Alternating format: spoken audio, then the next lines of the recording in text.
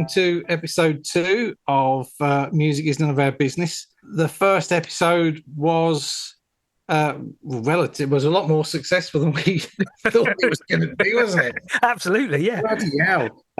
I got we've had over 60 listens when I think we were expecting probably 2. And that was me and you. That's me and you and maybe my mum, just to make the numbers up. And also I got this really weird email from a podcast company the other day that said you're number 32 in music commentary chats. What? Yeah, music commentary chat podcasts on iTunes. I would hazard a guess that probably is out of 32. I could get a follow-up email from a Nigerian prince saying that because our podcast is... What you've been hoping for a long time. You're going to send us £1 million or something as long as we send it all the bank. I'll do it. So anyway, so this week, last week we kind of touched on our kind of musical upbringing, really, wasn't it? Yeah. And one of the labels that kind of kept repeating was 4AD. So we thought for this week we'd run through our favourite 10. Well, not our favourite 10. We run through 10 4AD albums, not in any particular order. Because we're crap at things like that. Jake, you've managed to do 10. I've got 10. So I think what we'll do is we'll start at the start. And you know we can, and if any of them were bought at Keith Records at the time, we'll mention Keith Records just to keep the Keith Records drinking game going. So you should be relatively pissed already because I've just said it 3 times in the introduction. So 4AD were a big thing for us, really, weren't they? Around the early 80s. Yeah. It started out of Beggars Banquet, who again were a really good punk new wave label. You had, the Lurkers. I love the Lurkers. Yeah. They were like the British Ramones, really, weren't they? Yeah, kind of. Yeah, Drag You fabulous. Out's a great record. Yeah, they just I love the Lurkers. Always love the Lurkers. Also, Gary Newman, Two Way Army. Yeah. On Beggars Banquet, and the Doll. Do you remember the Doll? Desire Me. That sounds vaguely familiar. I can't work the tune in my head though. It sounds. I'm not going to sing it because I might get charged by copyright laws. And we'll lose all of our listeners. But yeah, it's really good. I remember seeing them on Top of the Pops. And I think the lead singer, she wore a tiger skin suit or something, all in one. Anyway, that's just the kind of thing you'd remember. Yes, yeah. Unfortunately, yeah. I was very shallow back in those days. Obviously, I've changed completely now. Yeah, they were really good. So basically, Beggars Banquet. There was a guy who worked there called Ivo Watts Russell.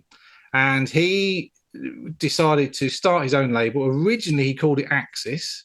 I think there were four releases on Axis. I think the second Bauhaus single, I think Dark Entries was on Axis, and then changed it to 4AD. And there is the beginning of our story. And it was mainly at the time it was what, gothy, new wavy type things, would you? Yeah, there's definitely a goth tinge to it. It was kind of accessible underground. Yeah. Good description. And then went on to have various other bands, and they're still going now. In fact, they're still releasing some really, really great records now. And they also had a number 1. They released "Pump Up the Volume" by Mars. Yeah, which I kind of remember them forget all the time. So do you want to do the first one? It's going to be interesting. So we've done these lists autonomously, so I don't know what's on his, although I can guess, and you don't know what's on mine, although you can guess. Yeah. And we had a discussion the other day on WhatsApp about how many bands we can. So luckily we've got reserve we've got reserve bands as well. Yeah, there will be some duplicates. Yes, yeah. So do you want to go Yeah, first? can do. Well, I've got 10, as you say, but mine aren't in order of my best one first. They're just in order of the ways I've written them down. So the first one I've put down on my list is The Mirror Pool by Lisa Gerrard. The Dead Can Dance, we all know, put out some excellent records. Again, 4AD was the centre of their catalogue. They did release on other labels, but it's 4AD was the centre of their catalogue. And Dead Can Dance were Australians, bit like the Birthday Party, and they were initially a trio, but then they became quite quickly a duo, Brendan Perry and Lisa Gerrard, both of whom very talented multi-instrumentalists and vocals. And they decamped from Australia around about the same time as the Birthday Party, I think 81. But despite the fact I really like Dead Can Dance, and there's lots of their records on 4AD, I've chosen Gerard's solo album because it is awesome, and it variously incorporates chants, neoclassical pieces, polyrhythmic structures, all built with an arsenal of Eastern and ethnic instruments that were all over the place. I think Perry's studio was a former church, in fact, and it looked great in the pictures. Great album. Dead Can Dance couldn't record anywhere else but in a church. No, exactly, yeah. So it is a great album. Standout track is San Vain, I Am Your Shadow, which is utterly sublime. Gerard's haunting voice, soaring and sweeping amid a glorious string arrangement, guaranteed to have me in tears every time I bloody listen to it. Very, very poetic. Very poetic, yes. So Gerard, oh, sorry, what are you going to do? I was going to say, I was sure you were going to pick Dead Can Dance. I was sure because I had them on my list. I've got Dead Can Dance on my list. Well, it was a tight one. Gerard shared with her 4AD stablemate, Elizabeth Fraser, this use of idioglossia as well, which was concocting languages where the voice is used to express feeling and emotion, but is absent of any formal language. The meaning is all in the intonation and delivery of the sound rather than recognisable words or sentences. So what you hear is something that superficially sounds like intelligible language, but is in fact nonsense garble. Speaking of which, over to you, Dave. So that's basically me when I'm pissed, mate. Forget the when you're pissed bit, that's basically you. Well, yeah, that's true. That's me at my best. What was it? I can't even remember what it was called. Idioglossia. Idioglossia, yeah, I'll remember that one. The next time I'm going at 11, trying to order a kebab. Yeah, sorry, I'm idioglossia. I need just on the bastard, for God's sake. So I would have picked Dead Can Dance. You would have done. I will pick Dead Can Dance. Okay. Love Dead Can Dance, and I like Spleen and Ideal. A great album, yeah. That was the first Dead Can Dance LP that I bought, and I mean, and by that time I think it was trying to. It was because I liked the Cocteau Twins. I think a lot of the LPs with 4AD is you had a starting point and you just followed it, and it just led you through a trail of 4AD LPs, didn't it? Yeah. And Spleen Ideal probably came from the Cocteau Twins, who I'm sure I'm positive we're going to mention in a minute. No doubt.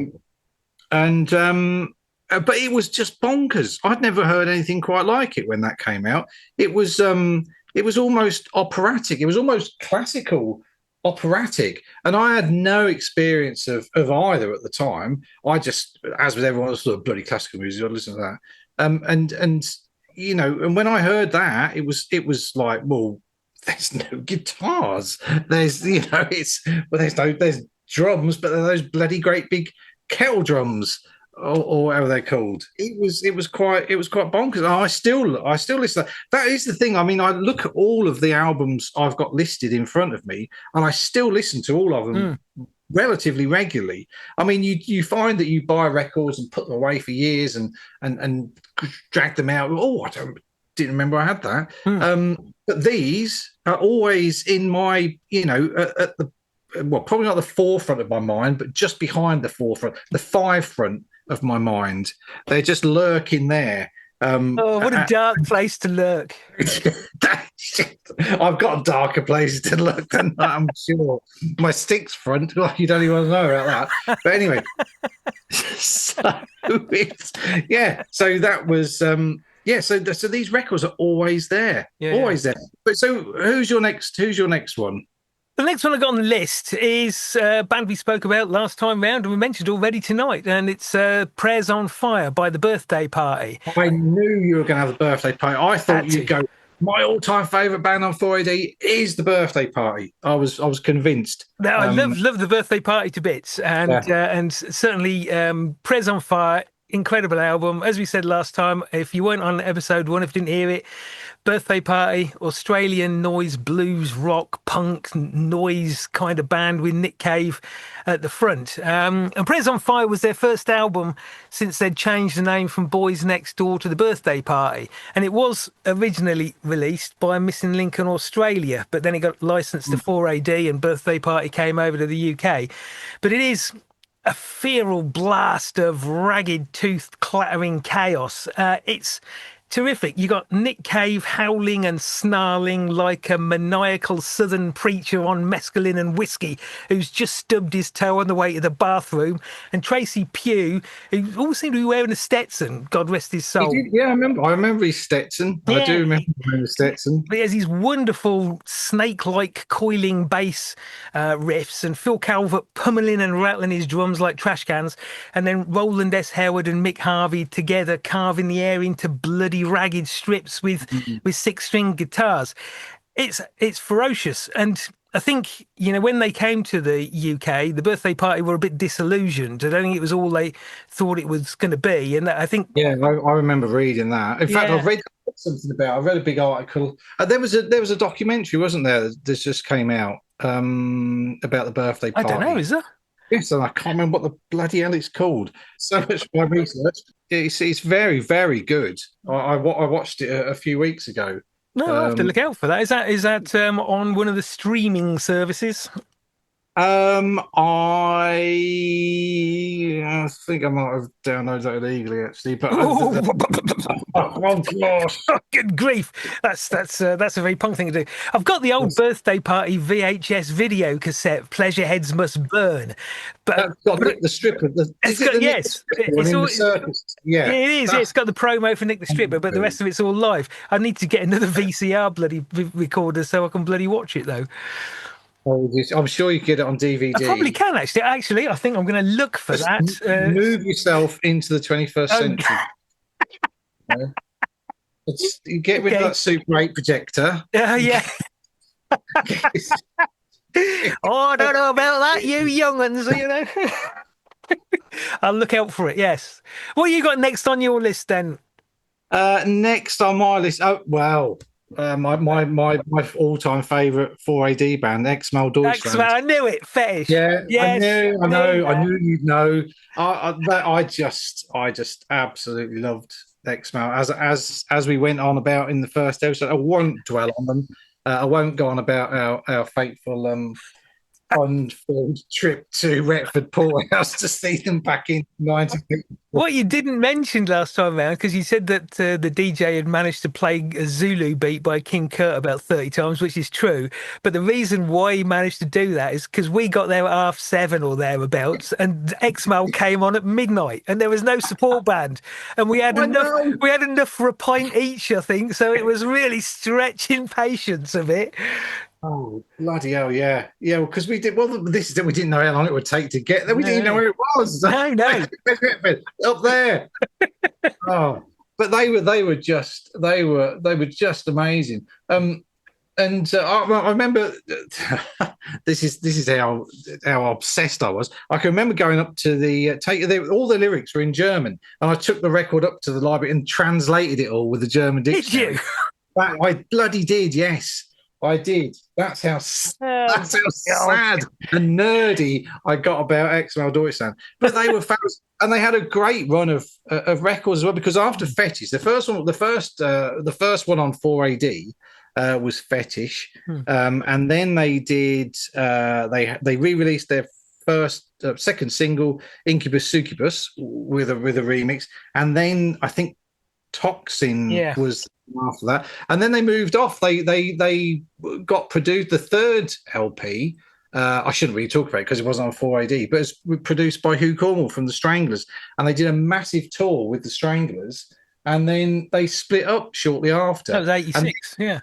yeah, and then two of them, Anya and Wolfgang, for they were very German, um, did a kind of almost a pop electro pop LP that isn't that brilliant, but I still quite like I it don't think because I've it. heard that. I'm not familiar with that, I don't think. Yeah, I've just I've weirdly I finally got it costs a bloody fortune to buy these days because it's because it wasn't very good, so no one bought the bloody thing.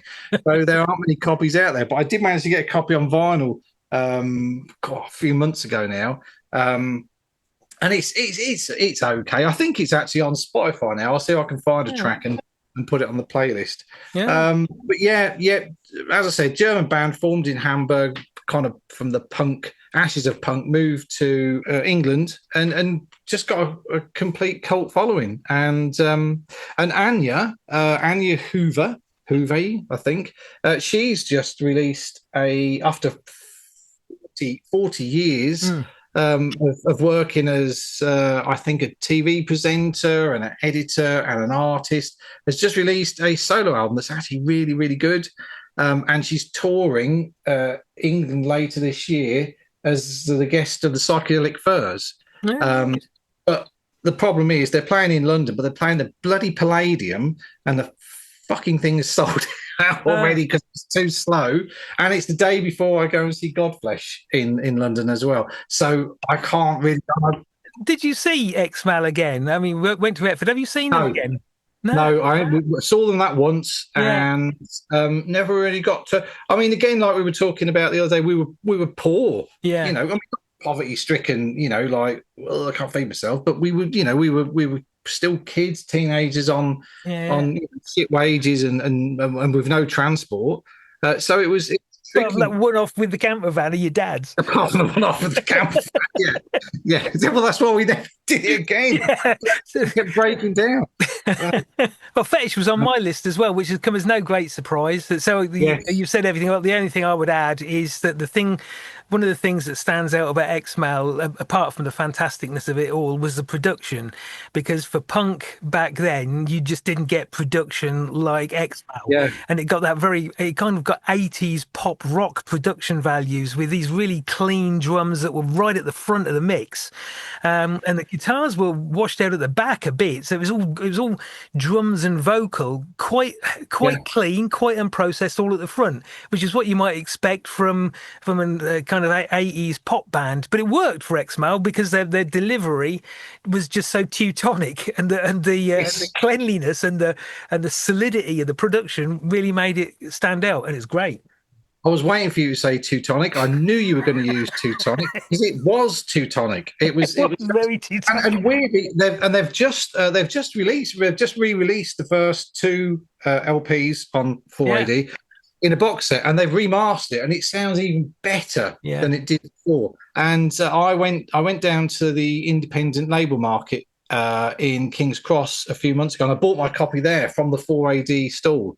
And I had a quick chat with the lady there, who was very nice and was telling me how much effort had gone into it, and they're completely reinterpreted the scenes, because that was the other thing with 4AD is the artwork, because the majority of the art was done by a guy called Vaughan Oliver, who died a few years ago. Was that something like 23 postcard or something like that? Yes, yeah, something like that. Yeah, and they were fabulous. I mean, and it was so had its own its own identity. You'd always knew a 4AD record. You could always tell by the artwork, which was fantastic. Yeah. So shall we? I mean, we're both going to have the Cocteau Twins, aren't we? I'll be honest with you. I've got the Cocteau Twins twice. Well, shall we just barge into the Cocteau Twins? We'll and get barge into the Cocteau Twins then. So, my first Cocteau Twins, which was also the chronologically first, was Garland's, because that was pretty groundbreaking. I mean, that was so different and so different to what we were listening to as well. But this band, Cocteau Twins from Grangemouth in Scotland, and by '82 there was Elizabeth Fraser on vocals, sometime romantic partner Robin Guthrie on guitar, and at the time of Garland's, the bass player was Will Heggie. He was quite short-lived, but it was their debut Yes. and it was released on 4AD. And you know, ultimately, Cocteau Twins would evolve their sound into this kind of gorgeous, melodic, sparkly pop that became known as dream pop. But there were only hints of that with Garland's. Garland's was a lot more austere.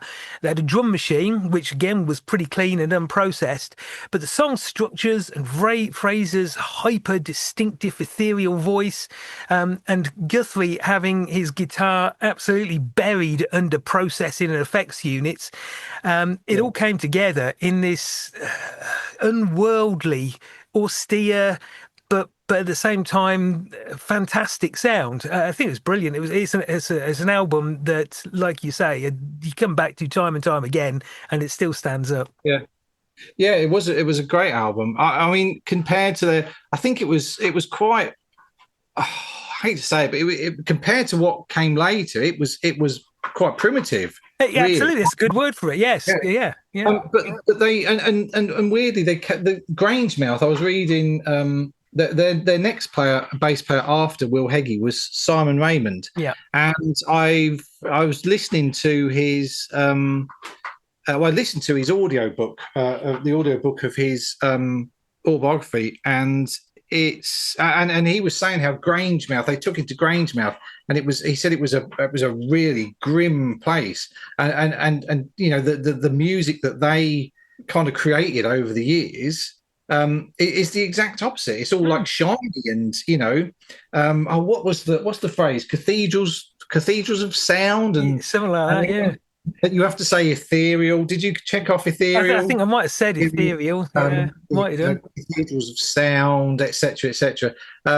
Probably and with his like you say his pedals. I mean, there's more pedals in there than a bicycle wagons, wasn't there? Apparently, it's because he wanted to cover up the fact that he was not confident in his playing. Yes.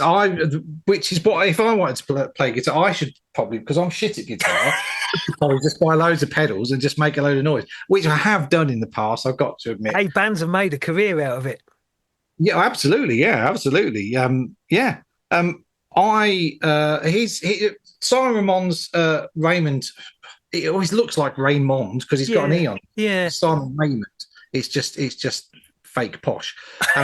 His book is fabulous, but I've listened to it on, like I said, I listened to the audiobook, and his voice he's got such a lovely voice. I kept fucking falling asleep. I've not missed big parts because I was always listening to it on the train going to gigs in London. Right. So I put my headphones in and listened to it. I'm forever nodding off and waking up and going, "Oh my Christ, it's some pancreas! I can't get off." But at least you can't miss your station going to London. Yeah, you can St Pancras because it just goes all the way down to. So luckily, and coming back it goes to Peterborough, and I need to go up at Huntingdon. But anyway, I digress. So I thought of I love all the LPs.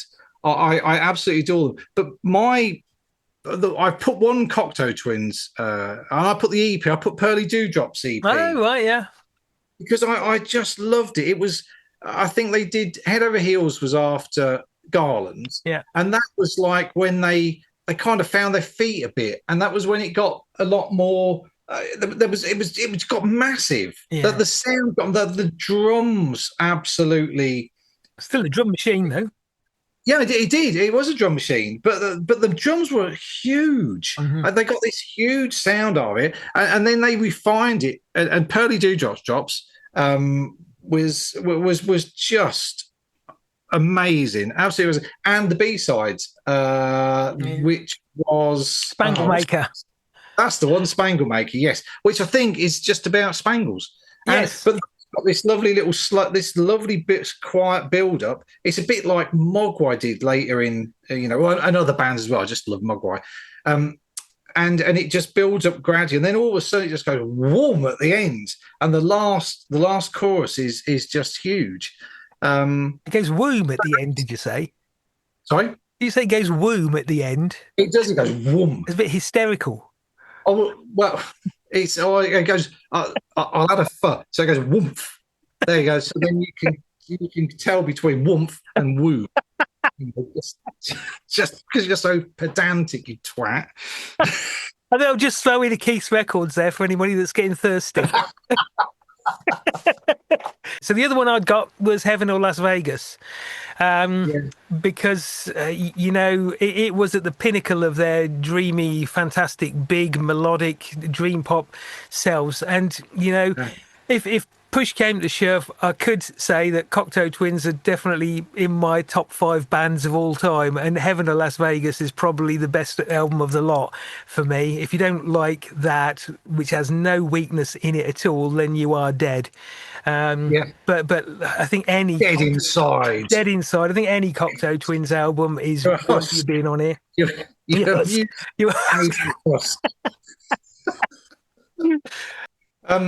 So you saw the Cocteau Twins a couple of times. Yeah, and I can't remember if I'd been with you or no, I never saw them. That was when you were doing your needlework course.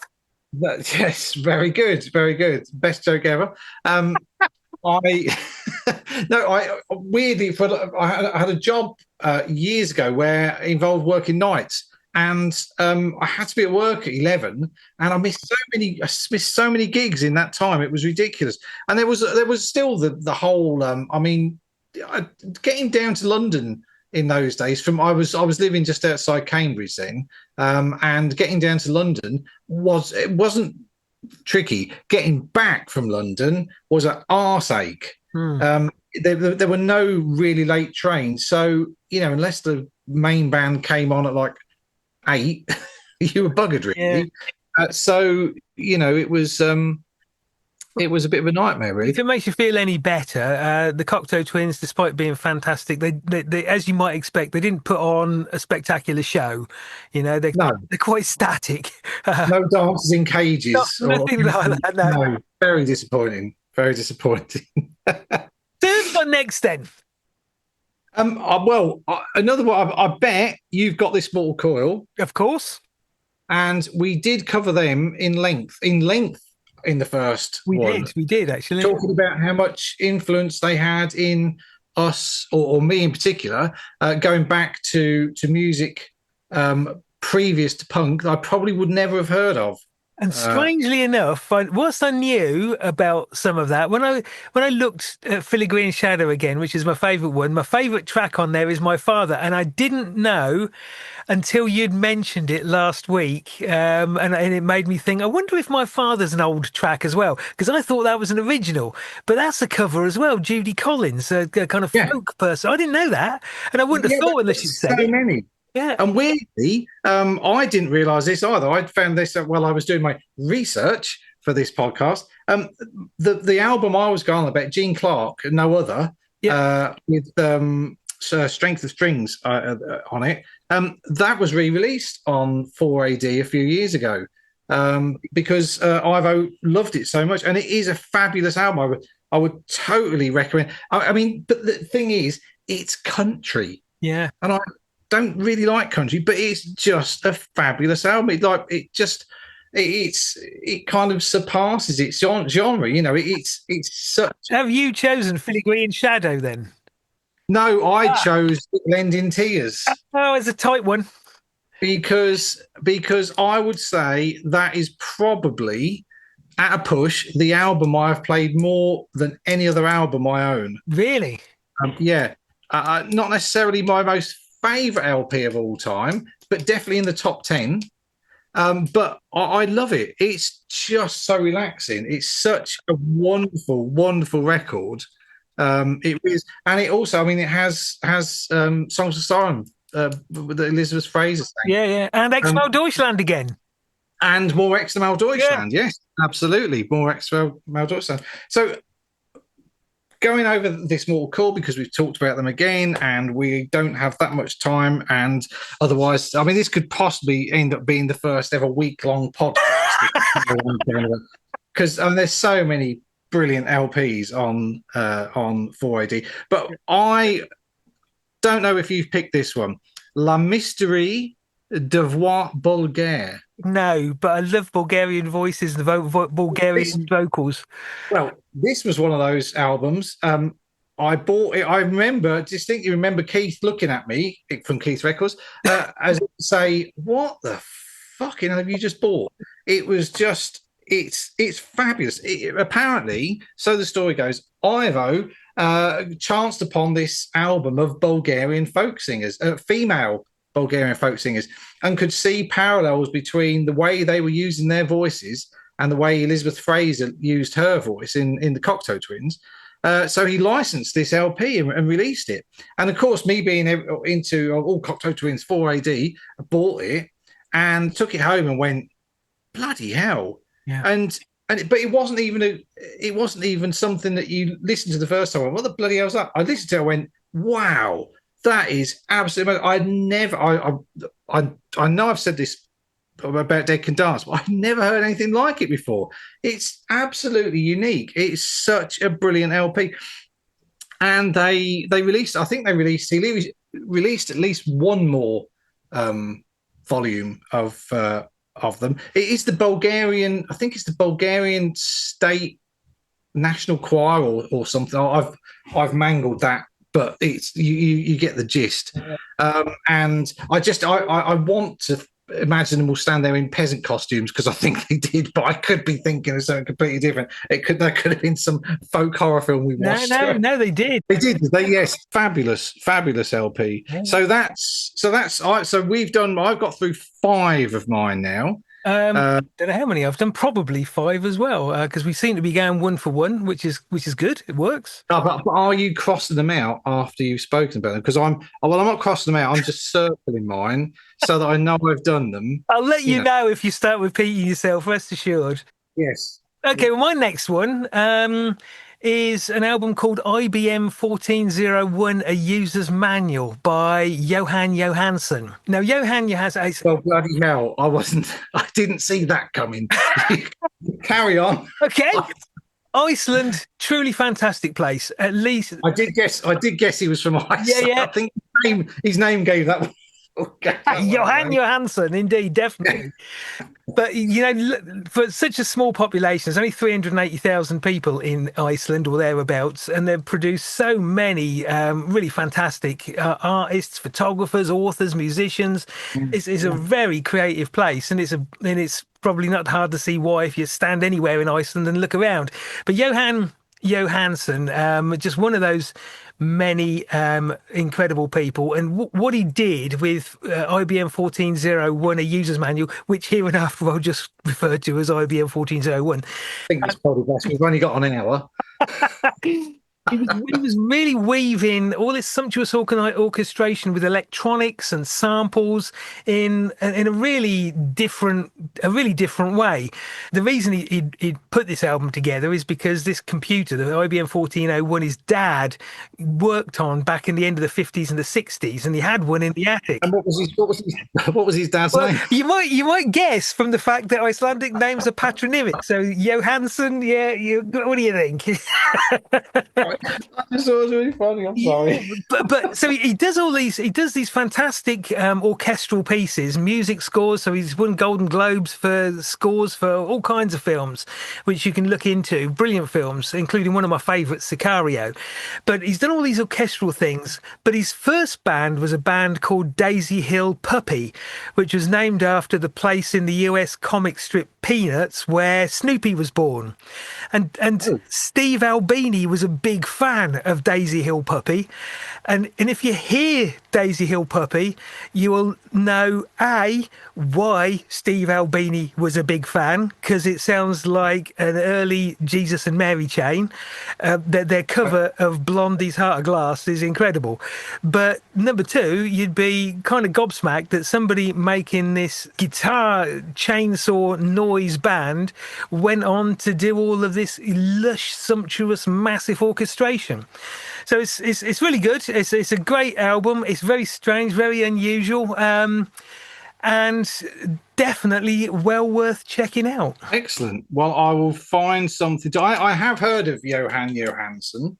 I think I got a record by I think I've got a soundtrack LP It somewhere, might be a but soundtrack. He's done lots of soundtracks. He died in 2018, so he's not putting out anything more. Yeah, he was only, I think he was only mid-40s or something. oh crap. Apparently, according to the German coroners, it was a mixture of flu medicine and cocaine that did for him. Well, that's done for me on several occasions. So yeah, I'm not surprised. Wake up and never wake after cocaine, flu medication. So there you go. So what's next on your list then, Mr. High? Next on my list is the first Bauhaus album. In the Black Field. Yeah. Had you pick that? I thought about it, but I didn't. Because it's too obvious. Yeah, I know. Well, I am obvious. And I can't compete with Johan bloody Johansson and IBM computer printing machine. You should listen to it. You'd like it. I'm sure you'd like it. Cliff. I'm sure Will. I'm sure Will would like it. No, in the Flat Field, that was the first Bauhaus LP, and I think one of the first records they released once they changed to 4AD. And in all honesty, when it first came out, I didn't really get it because Neil, our friend Neil, who obviously gets mentioned a lot, he introduced me to Bauhaus. And when I first heard it, I didn't really understand it. It wasn't until the second album, Mask, came out, which wasn't on 4AD, I don't think.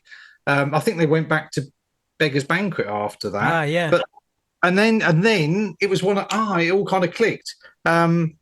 Because they'd released Bela Lugosi's Dead, which is a goth classic. I mean, goth dub punk, but bonkers. 9 minutes long, 12-inch single on Small Wonder Records. When that came out, and see that I really liked, but I didn't get the first album. But then I did get the first album, and now I love it. And it's Bauhaus were one of those bands. They're very, very.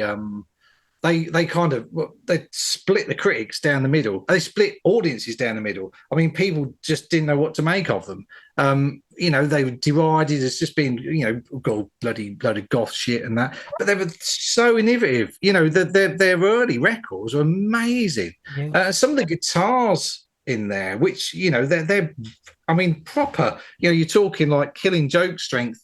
Yeah. Guitar for that era. Daniel Ash. Daniel Ash, yes. Daniel Ash. I wanted his hair. Murphy. He had a good haircut. He had a brilliant haircut. And Pete Murphy, who was very vampiric. He liked to dress up as vampire stuff. And then David J. and Kevin Haskins on the bass and drums, who were brothers. And of course, those days, but they got a different surname. That's bloody, yeah. But they were brothers, and I think didn't they start off in kind of funk bands or something? Oh, don't know. I could be talking out my arse there. They formed in Northampton, the home of the Dr. Martin boot. And I haven't said it if I remember rightly this time. I said loads last time, so I'd better do if I remember rightly. That's my catchphrase. That's a shit catchphrase. It's pretty shit, yeah.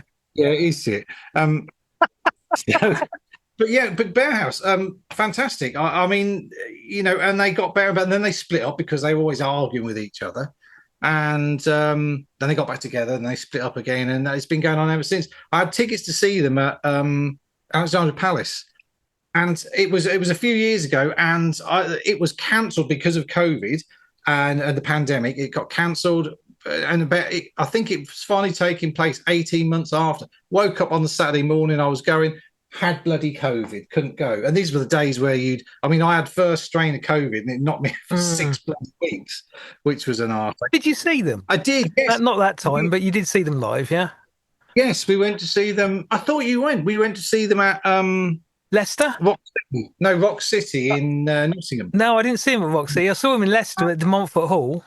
So I definitely went with Neil. And I tell you who, there was a girl called Liz, and I can't remember what her name was. And I probably shouldn't for, data protection.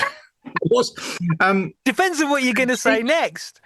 Well, funnily enough, I remember she was taking us in the car, and I had to ring her And I rang her, and her mum said, "Oh, she's in the bath."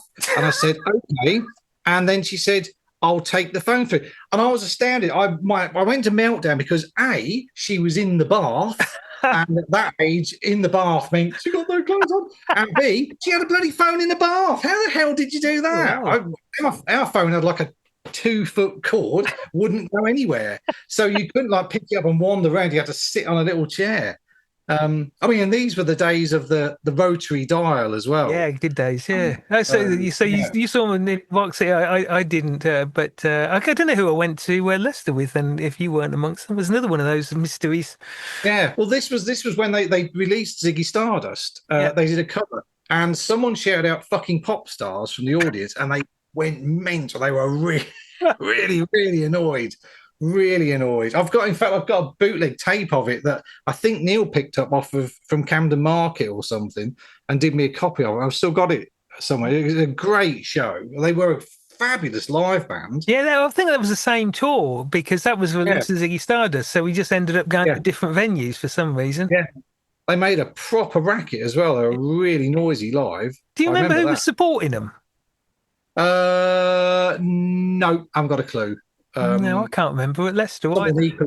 equally gothy. I tell you what I do remember. Nottingham Rock City. They used to video the bands, and they had screens up, and you while the bands were playing, they had screens of the. And I always just think, yeah, I wonder what they did with the tapes. Yeah, You know, yeah. They used to have lasers as well. I can remember the lasers at Rock City, but they went years ago. yeah, they had a big neon tube Bauhaus face at the back. Yeah. Well, yeah, but yeah, Bauhaus. All right, cool. That was my next one. Well, this is a strange one because you chose In the Flat Field by Yeah. Bellhouse, and my next one is The Far Field by Future Islands, which, What Kismet? I mean, yeah, what can I say? indeed, We what a both connection. we've both gone for albums with Field in the Who'd have title. thought? Yes, Who'd have yes. thought? Who'd have thought? The Future Islands, yeah, I hadn't really had no acquaintance with Future Islands until I saw them perform on Later with Jules Holland, which I I think knew you were going to say that. it was I knew you were going to say 2016 that. or Yes. 17. Yeah, I saw that as well. They were fabulous, That weren't was they? amazing. I think, Yeah. I'd never seen anything like it. You got this big lunk of a guy in Samuel T. Herring who looked genuinely like an insane bathroom fitting salesman, moving in the most peculiar, crabby, weird way, half bent over, Yes. I remember those thumping movements. himself in the head, punching himself in the chest.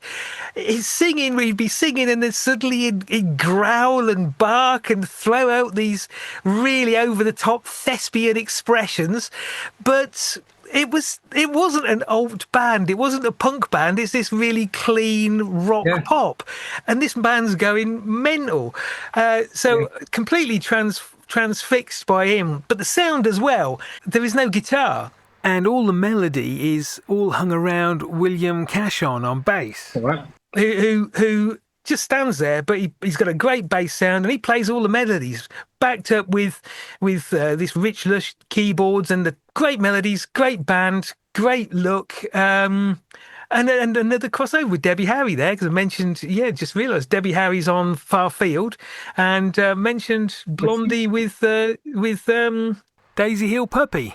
So there you go. Yes, so Farfield. Still can't understand a fucking word that Herring is saying. He's just mental, but it's great. Yeah, we should do. No, actually, I was going to say we should do some attempts at singing in various. What? But no, I don't think it's. Where the hell did that come from? Bloody hell! That's not going to work, is it? Would you ever do the Cocktail Twins? Oh yeah, easy. Oh, he's gone for it. He's gone for it. That was shocking. That was shocking. It was like she was in the room.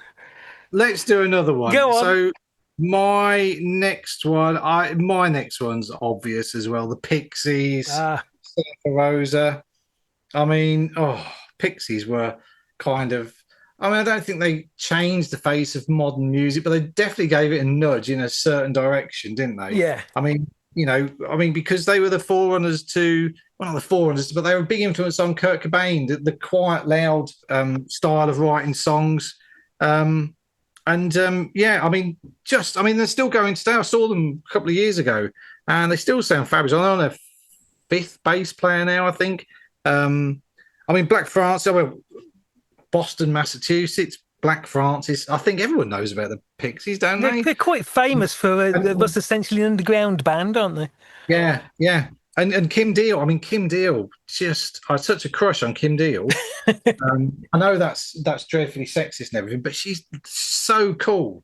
She's so cool. And she just played. She just played at the Roundhouse, and I forgot. I Oh forgot she was dear. playing. I really wanted to go to that, and I think Dave Grohl turned up and played Gigantic. When don't he turn up? He always Well, turns up yeah, everywhere. he's all over the bloody place. I'm expecting him here any minute now.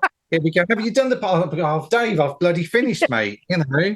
And he'll be like, for fuck's sake, I better go then. It's always a Back possibility. to LA. I'd come all this way. Yeah, whatever. Go on, Dave, bugger off.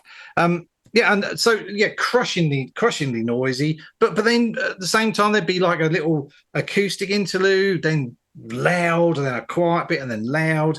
And Surfer Rosa was recorded with Steve Albini in Chicago, and just my favorite. I think it's my favorite Pixies record. And you know, because you've got things. I mean, I was going to do a Broken Face. They're going to Broken Face. You know, Stop it now. I know. It's just so brilliant. It's just so brilliant. And Gigantic. Oh, what a song! Yeah. What a song! And Where Is My Mind also is Where on. indeed? There's a question. That's on Surfer Rosa as well. Yeah, I'm often asked. Where's my mind? I have no idea. I left it back in 1996, I think. Yeah. So that's So Pixies. Did you? I assume you didn't have a Pixies. I didn't know. I'll be absolutely honest again. Was they had some great tracks, like Valoria, for example, and River Euphrates. They were some great tracks. I wouldn't say they were one of my fave bands. I think I've got a couple of records, but they're not records that come out very often. I play Surfer Rosa a lot. I think there's others that I don't. I like Doolittle a lot, but if I'm going to play the Pixies, I'll bang Surfer Rosa on. It's just such a superb record. Cool. Do you want to go? Hey, yeah. I've gone for my next one is Love Streams by Tim Hecker.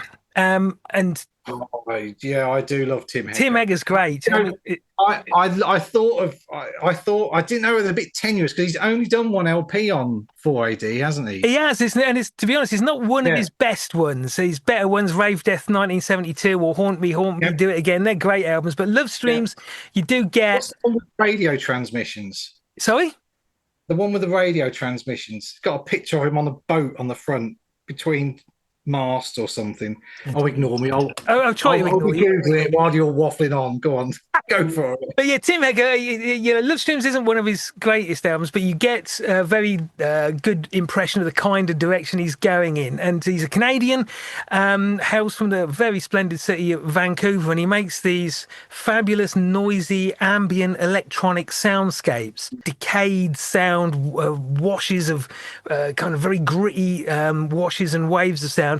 It is very reminiscent in places of early Cabaret Voltaire, who we mentioned last time round, but with a lot more atmosphere and a lot less grit and anger. So put Love Streams on because it was on 4AD. I do love Tim Hecker, but not necessarily one of the best that he's got. Radio More. I just looked at Radio More. Oh, I haven't got that one. I'm thinking of. That's bonkers. That's just it. I don't know if it is, but it sounds to me like just radio transmissions kind of made into ambient type music, lots of repetition. I love it. I think it's great. I bought it a few years ago and played it to my my now ex-wife Karen, and she went, "What the fucking hell's this?" And I always she had a great barometer of taste. She was very good. She had really good taste in music actually. Okay, well, she still has. But yeah, even things like this were. She's like, bloody out there. Yeah. I used to insist on playing it in the car. I put the CD in, she's like shaking her head, going, "Oh no, not again." Yes, yeah, that's one of my favourites of his. Yeah, Yeah, yeah, good stuff. Degraded, decaying, electronic, ambient noise. Good stuff. yes, yes, very good. So my next I one think was you Lush. are. Yep. Lush, Gala, and that's a bit of a cheat because that's a compilation. It's a compilation of their first three EPs. They were a band from London, kind of shoegazy dream pop. Had the wonderful Mickey Brenny, who's very got a brilliant autobiography out. She's very funny, very honest. She was the guitarist and songwriter along with Emma Anderson, who played the other guitar and wrote the songs.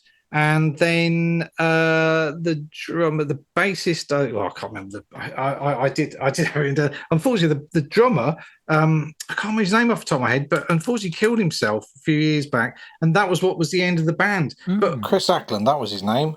He also played drums in Hard Skin, who Oh. are the world's greatest parody oi punk band, and I'm sure will be mentioned at some point in the future when we're talking about punk rock, which we're down to. Mm. But their songs were their first three EPs. I think were probably recorded by Robin Guthrie of the Cocteau Twins, who you were talking about earlier, and they were lovely. They were just like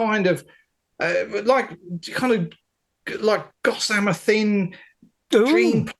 It was just lovely, absolutely lovely, and kind of very just kind of wispy girl voices, and they were fabulous. But I didn't find. I mean, you'd think from listening to it, you'd think they were singing about like ethereal things, ghosts and fairies, and now they was actually talking about how shit blokes were a lot of the time, which is fair.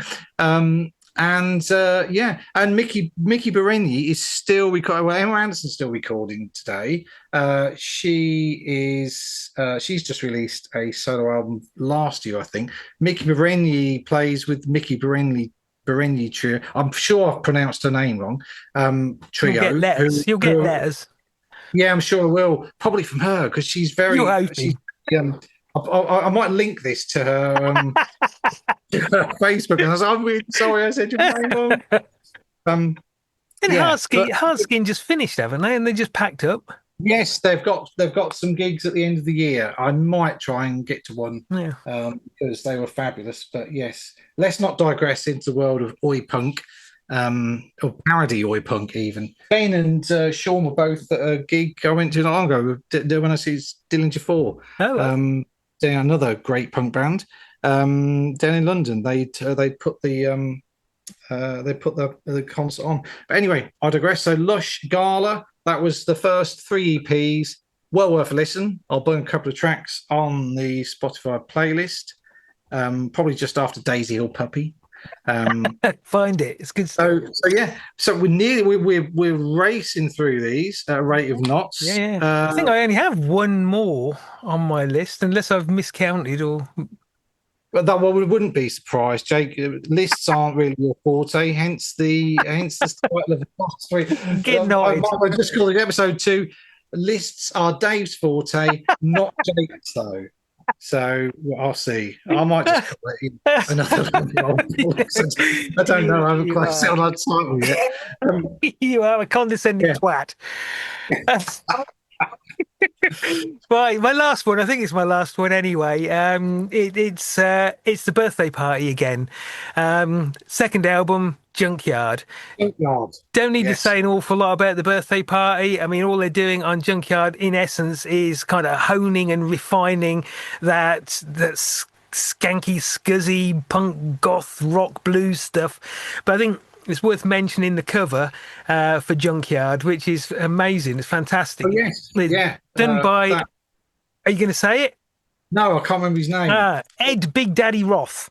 That's him. Ed Big Daddy Roth, who was a designer of custom cars and custom bikes and a painter of custom cars and bikes in the US. And he created this character that appeared in a lot of his artwork called Rat Fink. on the cover of the Junkyard album. You got Rat Fink holding a birthday cake, driving this incredible hot rod, belching fire and smoke and scattering terrified cats.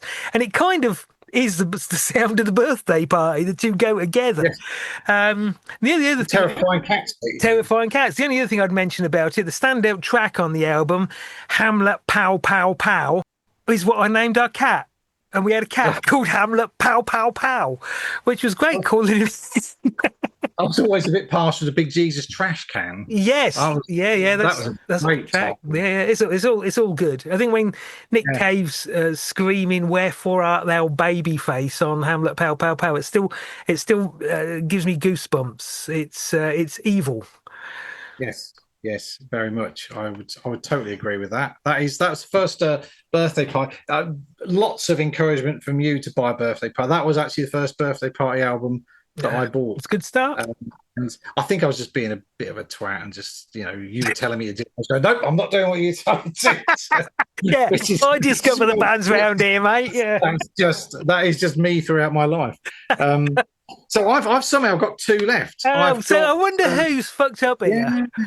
I think it was the Cocteau Twins. You did two. Yeah, it might have been. Yeah. Go on then. So my next two were Belly, Star. So Belly, that was Tanya Donnelly, who'd originally been in Throw Muses, another 4AD band, who were very close to making my list with Real Ramona LP, which is fabulous, and her sister Kristen Hirsch. And they split up. Tanya went on to form Belly and were fabulous. They were very much indie pop punk. I suppose I'm shit at genres. I try. But you're obsessed with the fucking things. I am obsessed with them, but I'm so crap at. Kind of pigeonholing people. It's indie pop. Anyway, very very good. Kind of. Just weird pop. You kind of think it's the kind of music you listen to the tunes. This is fabulous. In an alternative universe, every single thing they did would have gone to number one. But unfortunately, we're stuck in this. You can say that of any band in a different weird universe. Yes, but this is Universe 692. I'm referring to. Got a bit Marvel now. But yeah.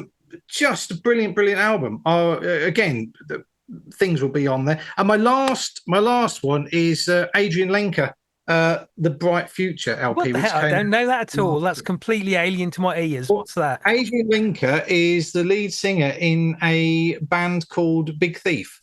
And I always quite liked them, but never really took the time to. I think you listen to so much music and sometimes something catches you and you kind of spend a lot more time listening to it. It will grow on you. Big Thief, I'd listen to them. I think that's really good, but I tended not to go back. But then my girls, Lily and Annie, both. Lily especially likes. I think Annie likes Adrian Lincoln more. They kind of swap, but they absolutely love her solo stuff, and I have grown to love it more as well. And when this album came out last year, fabulous, absolutely fabulous. This kind of gentle, almost folky. It's like alt folk, I think, is what people would call it. They would call it that if they had to come up with a genre type. If they had to, were obsessive. Yes, totally. Yes. So I've made that up. It's alt folk, so alternative folk, but it's lovely. It's the kind of thing. It sounds as if it was recorded on a tape recorder around a campfire, and her voice is lovely. The songs are just gorgeous. Some of them are proper heartbreakers. You don't know whether to smile or cry half the time. I just totally recommend it. Okay. Yeah, just fabulous. I mean, 4AD, like I said, still going strong now. New stuff. I could have picked. I picked Adrian Lenker, Jenny Haval, I think is how you pronounce it. Her new album on 4AD is fabulous. Maria Somerville, another one. She's just released kind of a dream pop LP on 4AD. So they're still going. I mean, and I also, while I was compiling this, I realised that Scott Walker and Son O LP was released Oh, on really? 4. Good Lord, And that's that was combo. bonkers. That was flipping insane I don't know if it's record. still the case. Do you know who was at one time, for a long time, the biggest selling artist on 4AD? Probably Mars, was it? No, Go on. Dead Can Dance. Really? Yeah, yeah. Mind you, they would be, because they released so many fucking albums. You'd only have to buy a couple of each. And you accusing them of cheating? Oh, it's shocking. That's. No, that does surprise me. That does It surprise does when me. when you got the Cocteau Twins on there, for example, and their output and their profile. Yeah, Yeah. yeah. I suppose Dead Can Dance kind of, um, as much as I hate to say it, appeals to the serious music fan Oh, as it is. well. Yeah, very You serious. know, the chin stroking. Like, oh, yes, this is fabulous. Yes, oh, can you hear that timpani? Oh, Tarquin, over here, listen to timpani on the Dead Can Dance I think LP. you're doing the Yeah, fans of Dead Can Dance a terrible disservice there, and you're going to I get more am. I letters. am. I think all I letters love are complaints to Dave. I love Dead Can Dance. I absolutely adore them. I just like taking the piss out. You know, I'm obviously the funnier of the two of us. So I fight it. I think it's my job to Yeah, keep this you're Morecambe and I'm Wise. Oh dear. Anyway, I will make sure that a playlist is forthcoming. And we'll see if we can become the 31st. Reach the heady heights of 31 in the music commentary charts on iTunes. That needs to be verified. And we've also had fan mail. What? We had fan mail. We had my friend Richard. He posted and said he enjoyed it, and obviously he thought I was funnier than you, and that goes without saying. And he's suggested us that we cover. He suggested that we cover. He didn't really say that. I made that up. But he suggested we cover new punk bands. New punk bands. What's new? Yeah. Define new. Well, I thought at some point we could probably do 90s to 2000s, and then anything after. I mean, you're talking like he mentioned Alan Sniffers. Oh, brilliant. Shack. People like that. Bob Villan. Yeah, brilliant. Who we both love. So we can do that at some point. And the other one we had was from our friend Sam, who said that she listened to it and she wanted us to do some. She woke up in the middle of the night, listened to the podcast, and wanted to do some meditative to get her back to sleep. So I will say, Sam, go to sleep. That should do the trick. That would certainly do the trick. All those years training for psychoanalysis and so on, that's not gone to waste. Brilliant. Get back to sleep, woman, now. Right, so we're coming to the end of the time slot. So it's a goodbye, I guess. Yes, and see you soon. And if anybody's got any more suggestions, keep them coming in, because we totally really interested in what you want. Yeah, fan mail. Especially saying how funny I am. Yes, okay. All right. Shit, it is. You forget I'm editing it. Yeah. Oh shit. Yeah.